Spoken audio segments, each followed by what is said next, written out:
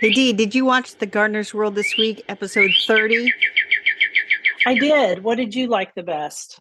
I like best. It was actually a very, very good episode. Lots of good information, but There was. towards the end they had this couple of horticulturalist gardeners and they have a long border that has just ripening seeds heads everywhere. And that's what they plant for. But they did a really nice job of summing up why you should leave the garden standing in the fall and not cut it down. And then Monty came back and added another piece of advice, which I always add, which is, but if it's something that turns to slime, like hostas can, Yeah. that's good to go ahead and cut out. But anyway, I thought it was, Elephant ears. yeah, Elephant ears. They turned to good, slime good too. episode, good episode. It was a great episode. Shall you get us started and see if we can have a good episode? I will do that. Welcome to the Garden Angelus, where we talk about flowers, veggies, and all the best dirt. I'm Carol Michael from Indianapolis, Indiana, where I have a suburban garden measured in square feet. It's about a third of an acre. And I'm Dee Nash from Guthrie, Oklahoma, where I garden an acre and a half out of 7.5 acres, way out in the country. We call ourselves Garden Angelus because we are evangelists for gardening. We love gardening and we want others to love it too. Yes, we do. And we aren't afraid to spill the beans and tell all of our gardening secrets, the good, the bad, and even the ugly. But that's enough of who, what, when, where. Let's move on to this week's episode. Carol, tell me about your garden update, and then I'll tell you about Bill trying to fix the water in my greenhouse.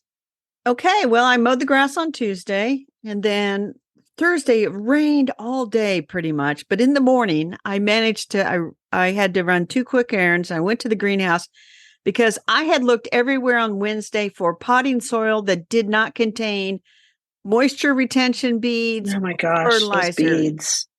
So I realized if I bought the professional mix that Courtney uses at the greenhouse, she sells the bags of it. So Uh-huh. I ran there and that was going to be their last day open this fall. And I bought two big bags of it, which should take me through the winter, I would think, and have enough left over for the violas. Well, we should explain why you don't want, I mean, I know why you don't want the micro beads because they're just not good for anybody, but explain why you don't want fertilizer in your potting soil.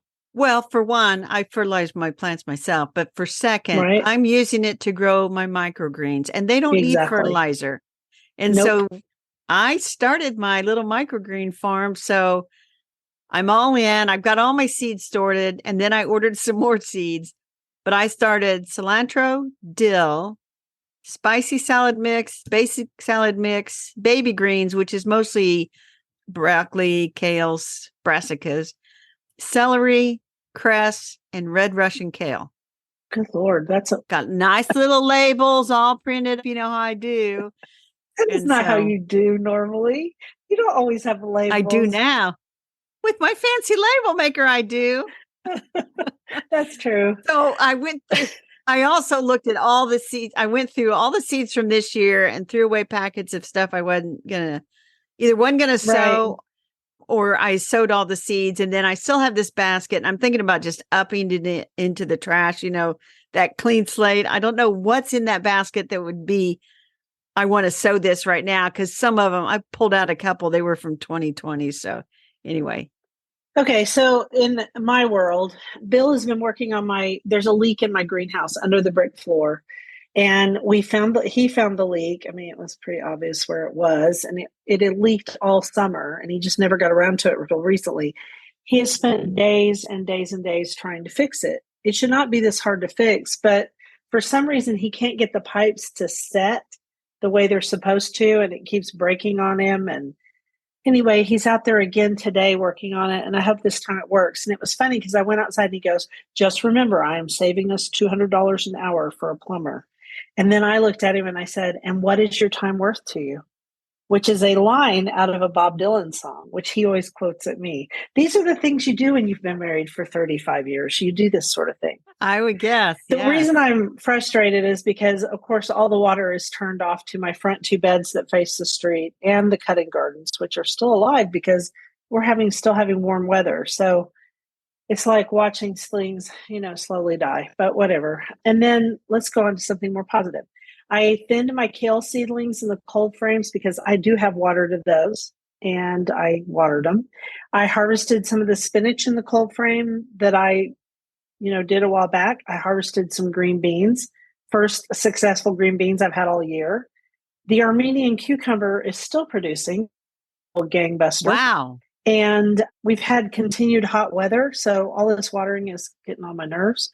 We should be in the 70s, but we're in the mid 80s. And we've been this way for a while. It is cooler in the morning and the days are shorter. So plants aren't unhappy, except the ones that aren't getting any water. I found Agastache or Agostiki Blue Fortune and Verbena bonariensis lollipop at Home Depot. And it's at 2 different Home Depots, one in Oklahoma City and one in Edmond.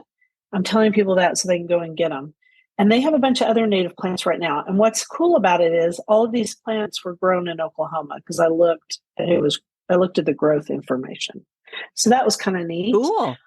So I'm just keeping those watered until I find a place to plant them. I got my bulbs which I bought 2 very small boxes of bulbs, go me. And I won't plant them until the end of November, and they're sitting in my kitchen floor. And that's all. So I bought a box of 100 tulip bulbs to plant as annual flowers around the mailbox and a couple other spots at Menards. Picked them up, 11% off everything. I also picked up a bag of hyacinth bulbs and threw those in the back of the refrigerator for later this winter. But I keep my bulbs in the garage because it's much cooler out there. And when you threw those in it's not much cooler in my garage. It's worse, actually. Those hyacinths that you threw back there, you threw them in a fridge that does not have fruit. We should say that. Well, or do you have them in a paper bag? They're in the bag that they came in, but I probably should put them in a paper bag. Well, because they flake all over. And I have fruit in there sometimes. Right now, there's no fruit in there, but not to say that I'm not going to get some apples or something. Don't do that. Yeah, I need to get some. We should explain why. Why would we not do that, Carol?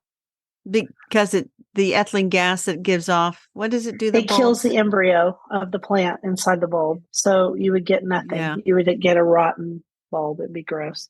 So I'll get that fixed. I'll get that in a paper bag for one thing, because it is flaking back there. And you know what? And the flakes have that stuff on them, that dust, and it makes you itch. Yeah. Nobody likes that either. All right. So let's play favorites. What's your favorite this week? My favorite, and did I say this earlier that this was my favorite? So. Because it is my autumn crocuses, which are popping up, and especially in this one bed in the back, they are popping up in places where I know I did not plant them there. So they're spreading around a bit, moving around. That makes me very happy to have them just sort of come up. Yeah. Because they're a nice surprise. How about you? Oh, for me, it's my Blonde Ambition Blue Grandma. And I did a video on it, but it is not published yet. The one I published today was October Skies Aster. But I will publish it later this week. Blonde Ambition Blue Grandma Grass, selected by David Salmon. He discovered it from High Country Gardens years ago. And he was a wonderful person, and he found some wonderful plants, and he had a great nursery. And we met him. Yes. Yes, we did. We met him because of Ellen Zakos, and was he on a Garden Com bus with us or a blogger? I don't know. I don't remember. We've been on too many trips. Someone asked me the other day, do I ever see you? And I said, well, I see her on Zoom every week. And they go, no, do you ever see her? And I said, yeah, we used to travel together a lot. So yes, we have been together on many a trip. Yes. And I was going to say Blonde Ambition, that blue grandma grass. I want to get some of that, because that's the grass that my friend who bought a house in Old Greenwood. He saw that at the park and wanted it, and he couldn't find it anywhere. He called me, and it used to be really hard. Within 10 minutes, I called Courtney at the greenhouse, and she said, yeah, I can get it. How many do you want? I call him back. How many do you want? And he was like, oh my gosh, I have been looking everywhere for this. And I says, Eric, if you're looking for something hard to find, you just call your buddy Carol, and I'll figure out where it's at. Carol has connections. I have connections. And now I will do a quote. Take thy plastic spade, it is thy pencil. Take thy seeds, thy plants, they are thy colors. By William Mason, The English Garden, 1782. So this is hilarious about that quote, because you and I, when we first heard it, we were like, plastic, 1782, and you did a blog post about it. I did. I was so bothered by this idea of a plastic spade. I'm like, is this one of those made up fake things? Well, it sounded like it. No. It's not made up fake. Plastic is actually a word that predates our use of it. And it used to be something that was molded, put into a mold and made that way was called plastic. Mm-hmm. So when somebody created so, plastic, modern plastic, they used that word because it fit it perfectly because it is molded. But I'm still wondering what that spade was made of, that it was molded, but it doesn't really matter. Take up thy spade, thy pencil, thy seeds. There you go. And so that brings us to our flower topic. So we thought this year, listen to me like we do this annually. This week, we'll talk about if someone came to your garden, what pass-along flowers or plants would they leave with? And this is a topic that if our listeners want to leave a comment on the newsletter, we would love to know what we would leave their gardens with. So you go first. Okay. Let's see. I had to look past yours because you wrote a bunch of stuff. Everybody always wants my Phlox funiculata, the one that's the pass along, and I usually give them bright eyes too because I have those. A bunch of people right now want Rudbeckia goldsturm, and I always warn them, if you're going to grow it somewhere where it doesn't get any water. I mean, you can splash some water on it once in a while, but do not give it drip irrigation because it will take over. They always want my maidenhair fern, which lines my shade beds. And if they're here, I give it to them. I have to say, some people are really successful with it and some are not, which is interesting. Yeah. Some people have trouble growing it. I don't have trouble growing it. And it was given to me by Wanda. So I always give away things that Wanda gave me because they tend to be really great things. Maybe the willow aster, which is Symphyotrichum praetum. It is, again, I tell them, please don't water it or it will take over your lives. But it's a cool aster. It gets 5 feet tall, has willowy leaves and beautiful flowers on top of those. They often want my sneezeweed, which is just the basic common sneezeweed. It's not one of the fancy ones, but it looks so good in the fall that people want it. And it's really hard to dig out. And another one that's hard to dig out is Amsonia. I've tried to divide it before and I can't dig it out. I mean, it's bad. All the asters, as long as they promise not to, again, water them. I don't have a lot of extra of bluebird, but I have given out the seeds before. Did I say anything? Oh, right now there's somebody who wants my mountain mint, not the thread leaf one, but the regular one. And no, I don't remember what the Latin name is because I didn't go look it up. It is extremely, I think they're crazy. I think she's crazy. It's too much of a spreader, but she wants to use it she's a cut flower gardener. It's not Jen, it's another one. And so, as long as people know, I mean, I just try to tell them, and they're probably going to end up with Drummond's aster because it's all over my garden. You know what I mean? So if I cut something if I dig something for them, they're probably going to get that as a bonus or obedient plant because I still have that stupid thing.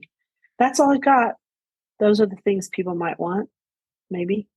So in my garden, I tend to give away things that I got from family members or friends too. So I just call them Aunt Marjorie's asters, which are the New England asters. My lily of the valley or grandma's lily of the valley, kind of through my aunt. They are from her original garden. I call them Eric's ornamental onions. I think they're like 99% sure it's millennium. Yeah. But that just grows and grows and grows. And it's like, I'll give you as much as you want. Yeah, it doesn't do that here. It's a moderate grower here, but cool. It just gets wider and wider and wider. The little edge. I use it to edge a couple of beds because it's just that perfect height, Well, that's how my maidenhair fern is. I mean, it kind of creeps into the bed and I just want it to edge the bed. So usually people get it. Okay, keep going. Blackberry lilies, really? The blackberry lilies, because they tend to seed themselves and just kind of show up. And so I'll take those out and, here, take this. The hardy ground orchids, because I am trying to get rid of them out of this one bed. And they just keep coming black. Yeah. Latilla. And then summer snowflakes, the leucojum. And our friend Leslie in California, she sent me bulbs for these. Me too. And I planted them and it's like, oh, I've got to get rid of some of these. Yeah. And I just big bulbs of them. A lot of them, if nobody wants them, I just take them away. Right. And if you are a family in the fall, I will dig up some of Dad's peonies, but I won't just give those to anybody. Mm-hmm. because the best time to plant peonies is in the fall. Those summer Yeah. snowflakes, they don't go crazy in my garden. They're just right. They're a spreader, but not too much. And I thought of something else they like to have. My Shasta daisy. My Shasta daisies, Becky. Oh, yeah. They always want Becky, and they can have Becky. But no, I'm not going to dig them next week. Not till spring. When I was a working gal, my boss had a landscape plan for his new house, and he had different things on there. And so I helped him source the daylilies that were called for, and it said Shasta daisies. And I said, don't buy them. I says, I'll dig you up whatever you want. Exactly. And so I dug him tons. I gave him a big box lid full of Shasta daisies. I love Shasta daisies. I don't like the ones that flop like Alaska, but I love Becky.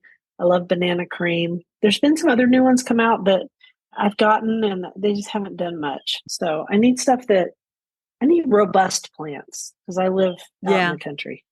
Well, I have a houseplant story. Oh, you're serious. So my night blooming Cirrus. Yeah. So my sister's son bought a house about a month ago. It's been a month, I guess. I don't know, 3-4 weeks. And he's got that south-facing window. Now, there's a tree in the front yard, but all winter it's going to be just as sunny as I'll get out. And I said, that's a great place for houseplants. And she said, well, he thinks he might like a few houseplants. And I says, I think I could probably come up with some. And the thing that came out of her mouth without even a moment's hesitation was, not the night blooming Cirrus. What? It is the ugliest houseplant. But it is so pretty and it smells so good when it blooms. It has not bloomed in a while because this one is so sadly neglected. But, you know, somebody should water that. Give it a little food. It's been in the family since the 70s. I know. So it's not like I can just decide that I'm going to throw this thing away. Right? Well, it's up to you. I don't care. I could, but that's just me. I don't have a problem with getting rid of stuff. But they are beautiful. And do you remember the movie Crazy Rich Asians? That plant? No, I did not see that. It's a great movie. It's really fun to watch. And the grandmother, it's the one night of the year that plant blooms in her garden, and everybody comes and they have a big party because of it. And it's just a big part of the story. And so, that's a good reason to keep it one night a year. It's also a big part of the Dennis the Menace movie. Yes, it is. But we used to sit out there and watch it bloom in the summertime. Now, mine never goes outside, and I really do need to take it outside next year, but I'll deal with that next year. Hers was in a greenhouse, and it was in like a summer house, and it was in Hawaii, if I remember right. Maybe California. Yeah, that would make it would be a much, much better plan if it was in a greenhouse or an actual conservatory or if it had a chance. The details. So you said this reminds us of someone. The garden writer Elizabeth Lawrence was always trading seeds and plants with people and across the South. And she liked to get plants from the northern gardens to see how well they did in her southern garden. And she was more than willing to send plants from the South up north to see how they did. So, yeah, she did. And she did it before we had blogs and things like that, where you can send each other stuff. And then there's a book. Yeah, that book. There's a book. Yeah, by our friends. Passalong Plants by Steve Bender and Felder Rushing from 2002. You can probably get used copies on Amazon. It's a great book. It's worth reading. It's a fun read. Steve and Felder are good friends, and they had a good time writing that one. And I went to dinner. Were you with me at that dinner that I went to with them where they were talking about it? And anyway, it was really fun. Was that at a Mexican restaurant? Yes, it was. I do believe that I was there. You were there at that one? Yeah, that was really fun. We had a good time that night. So when you give a plant to another garden, you also give them a story with that plant, whether you're telling them that it's your friend Wanda who gave it to you, or your dad's peonies, or maybe it's just because you had it, Dee. Yeah, someday people may say, you know what, I got this Phlox paniculata from Dee Nash. She used to talk about gardening. You never know. There you go. All right, that's our flower topic. Let's do vegetables now. Here's my quote. Fermentation may have been a better invention than fire, David Wallace. Well, you know why he said that? Because fermentation helps preserve foods, but also it gives you really good bacteria for your gut. And our vegetable this week, we're going to talk about a book that we got, which it's in the living room, but I can still talk about it. It's called Pickle and Ferment, Preserve Your Produce and Brew Delicious Probiotic Drinks by Susan Crowther and Julie Falone. And we got review copies of this. And I got to tell you, Dee, when you think of fermented, what's the first food that comes to mind? Well, I wrote down pickles, but that's not true. I thought of sauerkraut after I said that. Sauerkraut's the first thing I think of. Duh. Sauerkraut's the first thing I Oh, think is it? of. Okay. I didn't even look. Yeah. Yeah. And also pickled okra, pickles, all different kinds of pickles. I bought some cool pickles the other day from a local person. So this book, it's all about what they call raw fermentation using salt, basically. Right. Which is a big thing right now. When you combine the food with the salt, it ferments it. And they said it kind of, quote unquote, wakes up all the microbes that are already lingering on the food and then makes it better. Uh-huh. And that fermentation is a very ancient food preserving technique that's been around for thousands of years. And so I thought about this and I thought, this, I'm not much into canning, but this might be a way to preserve some of my Bounty. harvest. Yeah, it could be. Yes. In my refrigerator right now, I actually have some sauerkraut that is that type of fermentation where you just do it with the salt. It's also called raw fermentation, although it's not really raw once it pickles itself. It does taste different than if you did sauerkraut that is, pickled and boiled and all that kind of stuff. The texture of it is different. Yeah. And they asked some interesting questions in this book, such as these live fermented foods are very rich in microorganisms and things that are good for you, Yep. probiotics and all that stuff. And they said, if they're so great, why doesn't everyone eat them all the time? And they said, with refrigeration, pasteurization, preservatives, and industrialized food preparation, they don't have to. Fermentation went out of style, and it actually gained a bad reputation. They said it did because some people didn't do it properly, and if you don't do it properly, you can get sick. But it's not hard to do. I've done it. No, and so they have these myths that they dispel. One of them is fermented food is rotten food, and they said no, that is not true. And then they said bacteria are bad. That is also not true. There are many good bacteria, and you need good bacteria. That's how your stomach stays right. In fact, I have one friend that before she eats, she fasts in the morning, and before she eats something that is fermented as soon as she starts. Interesting. Yeah. The other myth is that fermentation is an exact science. No, not really. Fermentation needs a starter when you think about sourdough bread. It doesn't have to have one, does it? No. They sometimes say the starter can be the leftover fermented product from a previous batch. Sure, which is what you do with sourdough bread. For sourdough bread, you save back. You use some, you feed it, and then you make your bread and you save some back. Yeah. They said most live fermented foods rely only on salt and thyme. Which is fascinating. It's a cool little book. Yeah, it is. And then fermentation is a fad, and they say, no, it's not a fad. It kind of is. Well, it's become really popular again. Yeah. Then it says fermented foods are a luxury. It's like, no. No, anyone can do them. And frankly, you can buy them too. And they're not expensive. And the Mexican relish that you get at Mexican restaurants, do you guys get that sometimes? That sometimes has carrots, onions. You guys don't get that there? Carol's shaking her head. They do it here. And actually, I have noticed that we've got a lot of new taco trucks in the area. And all of the new taco trucks have fermented versions of that. Because you can tell a difference when it's pickled like in a jar that's been pickled and has a lot of vinegar. And then you can tell fermented food that is done with just salt. Yeah. The other thing that they talked about, which was kind of interesting, is that a lot of the fermented foods, the flavor is unique to where in the world the food was grown. And that's that terroir. Yes. That characteristic taste and flavor that comes from the environment. They said they talked about that. But the book has great information on, how to do the fermentation. And so they have, you have to be clean about it. And so they have, hands washed, clean apron, clean hand towels, counters are cleared off, washed, bleach, kitchen tidy.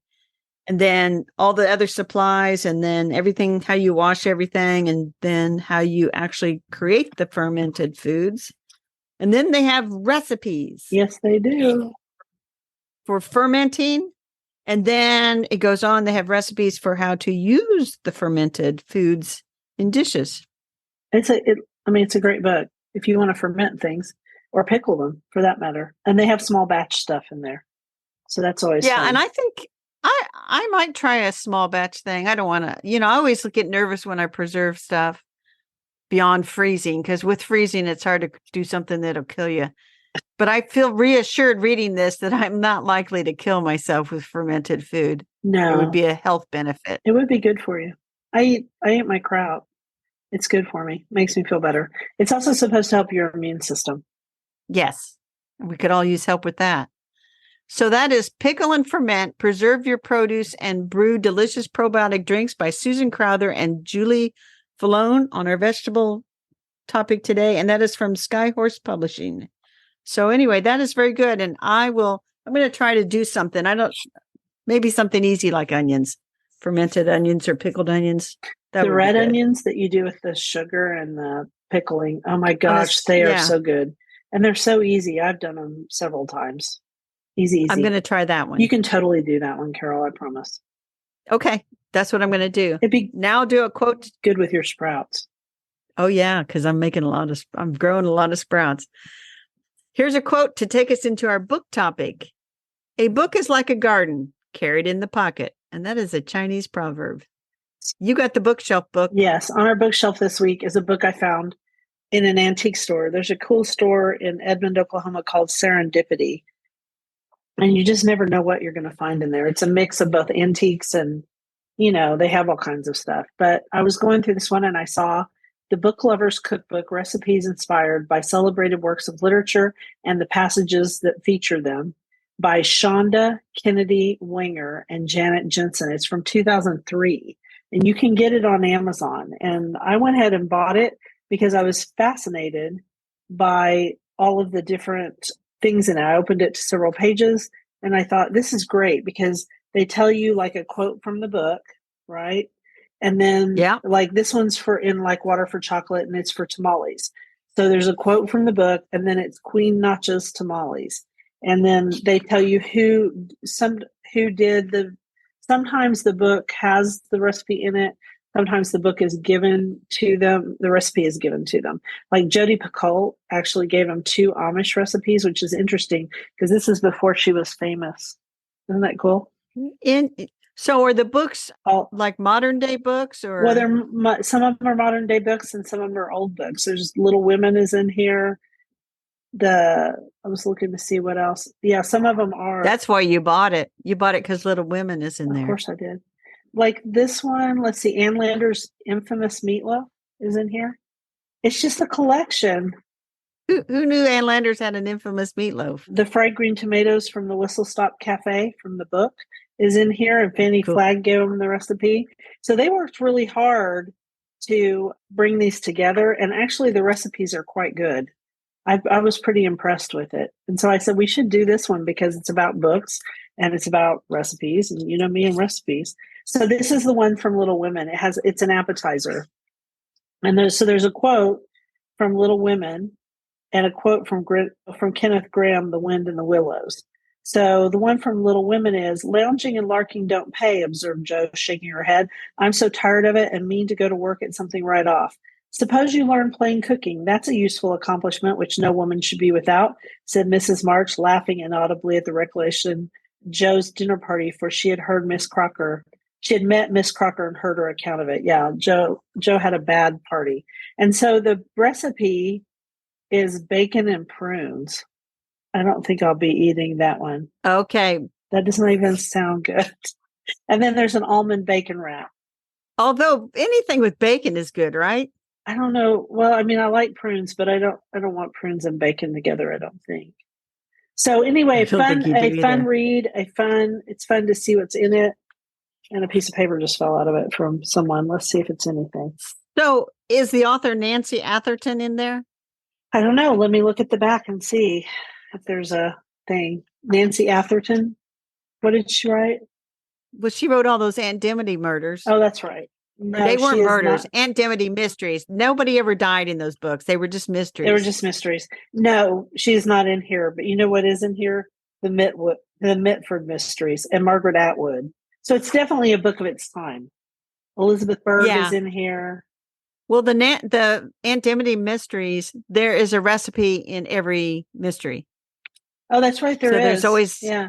there's always some cookie or cake or something that's kind of interwoven into the story. And then at the end, she puts the recipe for it in the back of the book. So that's cool. And this one has a Persian Pickle Club. Did you ever read that book? It was by no, Sandra I've never heard of Dallas. that book. I think you'd like Sandra Dallas's books. They're very good. They're historical, sometimes kind of mysteries, sometimes not. And there's 3 recipes for mint because there were several recipes in that book. Fun. It's a fun book. If somebody wants to give So someone, you're gonna read and eat your way through winter with the book? Sure, why not? I'm not going to make everything in it though. I'm not that kind of person. I don't have time. Well, you can't for that. make it unless you read the book. Perfection Salad is the first one from the Persian Pickle Club. And Perfection Salad, guess what? Is a Jell-O salad. I hate Jell-O salads. All right. With that, why don't you? That's the Book Lovers Cookbook, recipes inspired by celebrated works of literature and the passages that feature them. 2003. That was 20 years ago. Yeah. Maybe it's time for the second edition. Maybe. Do that next quote. Never break another man's rice bowl. Akio Morita. He's the co-founder of Sony. And you and I looked him up, and he has a lot of really great quotes. So we may use him again. So our dirt this week, I actually found by accident, right? You did? You did? It's about the Lundberg rice farm. I had no idea. Did you? No. I had no idea. It's in California. The big one's in California. Yeah. 4th generation organic rice farm. Yes. And they now have gone into regenerative farming, like getting the certificate for it. They aren't quite there yet, but it is organic. And it was started by this lady's great-great-grandfather. And he started buying up other farms around. And one of the quotes was that the land wasn't bad. It's just being badly farmed. And I thought, oh, that's brilliant. Yes. So we have a video, and you guys can go watch it. We'll link to it in our newsletter. It was just fascinating. And I did buy some of their regenerative basmati rice, regenerative farm. Yeah. And I thought it was interesting to see how they control insect pests by how they raise and lower the water level in the fields. And so if they do that at the right time, it controls pests. And that's how they can keep it organic. But I've been buying Lundberg rice for years. Me too. It's great rice, and it's grown here in the United States, and it's just really good. But their rice, according to this video, is so good that there are certain Japanese restaurants that are just now using only their rice. Like they contracted with them because they make the best jasmine rice. Of course, they grow all kinds of rice. Yes. All right, I'm going to do the next quote. Take us into our rabbit holes. We are learning to do a great many clever things. The next great task will be to learn not to do them. G.K. Chesterton. That is the truest. He wrote that. When did he write that? But that is probably the 20s. So true today. So true today. Oh my gosh. So many things to not do that we know how to do. It's like, no, do it. Don't do it. Okay, what was your rabbit hole? Okay, so my rabbit hole is I'm going to give fashion advice, Dee. We shouldn't laugh, but you need to explain about your fashion ideas. Okay, so I have 2 pair of, I call them gardening pants from the Duluth Trading Company, and I've spoken to groups, and I say, these are the most expensive pants that I own. They're kind of lightweight. They dry really quick. They have pockets in the knees to put knee pads in. Yep. So I kind of ended up with 2 pair, and 1 pair has got Amsonia stains, that sap. Yeah, the latex. So I use those for sap. I paint in those. I do all kinds of stuff. That's the, but they won't wear out. That's your scrungy ones. And then the nicer ones, I still garden in them. They still get dirty, but if I put them on first thing of the day, I could go up to the greenhouse and not look like a total slob. So anyway, all this are they green? The Duluth. No, they're tannish. They're tannish color, and we should explain that you like to wear green shirts. That's correct. You like to only wear green shirts if you can get away with it, but you can't. But sometimes you have to wear a different color. Like you went to something and you had on a really pretty black and blue and gray shirt. And I said, oh, you look so nice. And you go, yeah, I couldn't find it in green.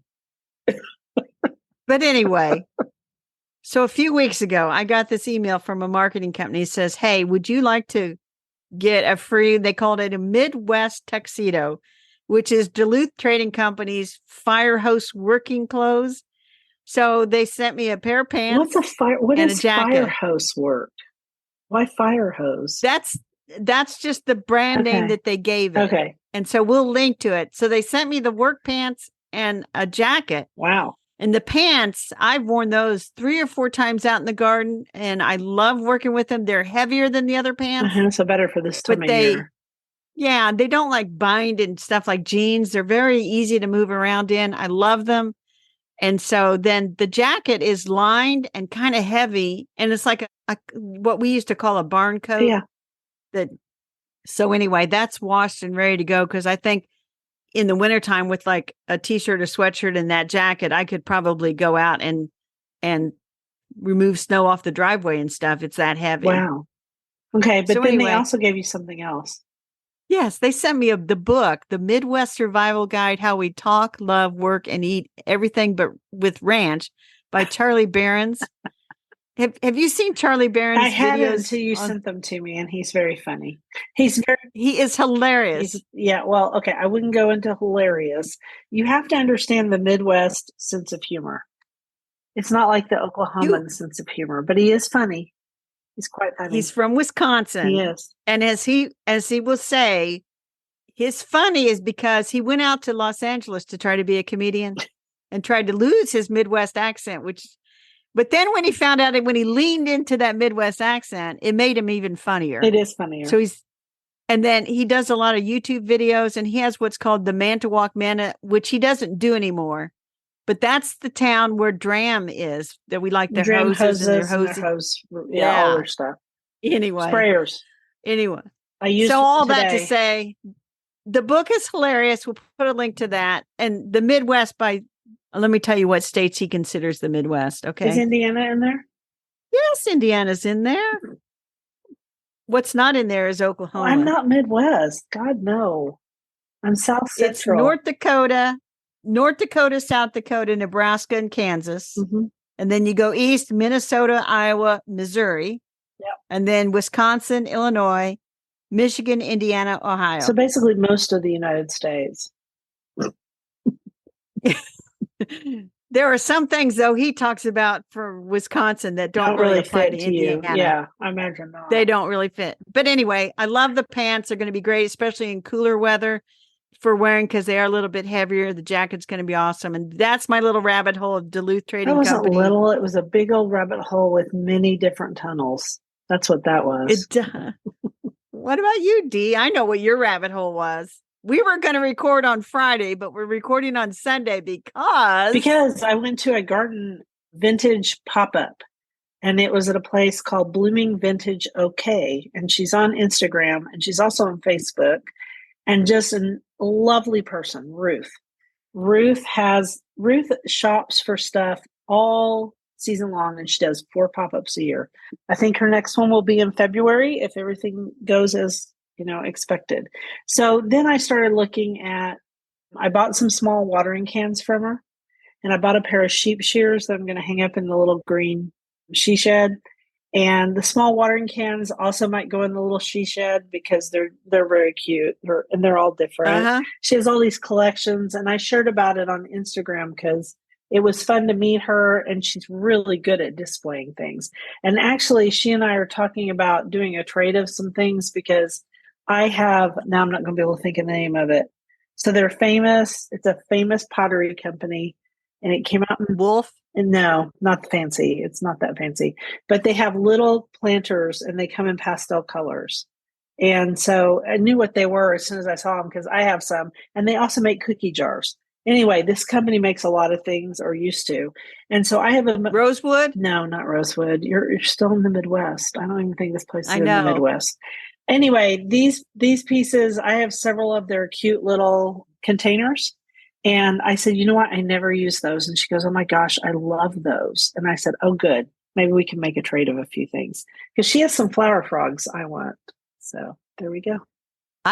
I have that's a tiny display of about 4 or 5 green flower frogs that I bought along the way. They're very She cute. made one that looks like a little Christmas tree of green flower frogs, and she puts a little tiny star, a little tiny angel on it. That is McCoy. cute. I knew I'd think of it if I just sat here for a minute. McCoy. I've got some McCoy stuff. That's Do you a do you rabbit have hole. McCoy, the little planters? They're usually in pastel colors because they were babies for babies. I have you're just gonna laugh. I have some McCoy, but I said this is a giant rabbit hole and you could get lost. Yes, you could. So I only have green pieces. Of course you do. But it started out because from my one grandmother, I got some green bowls from her that are McCoy. Are they McCoy, and not jadeite? No, I just have one. I think one you need green to collect bowl. jadeite. No, I'm not. Oh, no. I looked at that and you see like there's 1,000 different types of jadeite and you're like, no. I have one. I think it's just, is it a set or one? But I saw it at the antique store locally and they wanted $125 for it. I'm like, stuff is worth a lot. And McCoy's worth a lot too. So anyway, maybe we should move on from my collecting to our garden commissions. What do you got to do? Well, I have one more. I have one more vintage gardening thing that I have. Okay. What's that? Well, I have a whole thing of vintage hand tools, but on the top of my little china display in my breakfast area, I have 3 vintage lawn sprinklers. Oh my gosh. I mean, these are like from the 30s, I think. They're interesting. Ooh, those are interesting, but no. No. Okay, so moving on. I'm going to tell you about my garden commission for the week. Yep. It is fall cleanup time. We're supposed to it's going to get cold again tonight. I think we actually might have another frost, but not here. My brother-in-law and my brother-in-law's sister stopped by on Saturday for a little bit. They were down this way. And my sister said, are the leaves turning later? Because she says, we normally would have raked something by now and we haven't done any raking. So I'm just mowing those up. I'm going to monitor my microgreens. I might start a few more. I'm kind of keep track of how long each little section takes because they take different amounts of time. And so that I'm got a good supply going. So there you go. What about your African blue basils? They are mostly rooted. There's like one. So I'm going to let them grow on a little bit, keep them watered, and hopefully they'll repot them. I might repot a few of them. Mm-hmm. But anyway, they seem to be doing pretty well, which is good because I think it's probably too late for me to try to take cuttings of what's outside. Not here. It's 85 degrees here. Let me see. 86. 86. I think we think we're in Texas and we are not. I need to plant my garlic soon. I need to plant those 6 perennials I bought from Home Depot. I need to do a little weeding before the rain comes. And the rain is going to come on Tuesday, and I'm going to be really excited. I did get firewood because, all my firewood burned up in the fire too. So I got new firewood stacked and ready to go. Stacked, racked, and ready to go. Yep. That's all. So I just want to say, I think it's 57 degrees here. I'm ready. That's better. I'm ready. It'll be soon. All right. Let's wrap this. We want to thank you for listening to The Garden Angelist. I hope you've hit that subscribe button so you don't miss a single episode. We publish every week on Wednesdays at 12 a.m. Eastern Time. If you listen to Apple Podcasts, we love a 5-star review. That helps us get noticed by others. Could you also share our podcast with your friends? Word of mouth is still the best way to get the word out there. And be sure and check out our show notes for links for more information about today's topics, plus links to our own websites. And please subscribe to our Substack newsletter, The Garden Angelist, at substack.com. Also linked to in our show notes. If you do, you'll get a link to listen to the podcast at least a day early.